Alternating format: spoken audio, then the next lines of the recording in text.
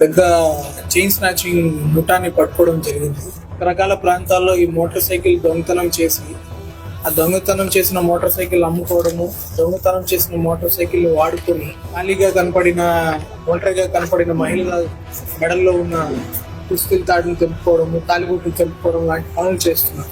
65 గ్రాముల బంగారపు వస్తువులు వాళ్ళ దగ్గర నుంచి స్వాధీనం చేసుకున్నారు. అంతేకాకుండా 4 దొంగలించిన మోటార్ సైకిల్ కూడా వాళ్ళ దగ్గర నుంచి స్వాధీనం చేసుకున్నారు. వీళ్ళు పారిపోతుంటే వీళ్ళని సాహసోపేతంగా చెరువుల్లో పడి పారిపోయిన తర్వాత పరిగెత్తిన చాలా దూరం చేసుకొని మరి వీళ్ళని పట్టుకోవడం జరిగింది. వెంటనే రియాక్ట్ అవ్వడము, వీళ్ళు వెహికల్ తోటి గుద్దడానికి చేసినప్పుడు కూడా వెనకాడకుండా మన పోలీస్ టీం చాలా సాహసంగా పట్టుకున్నారు.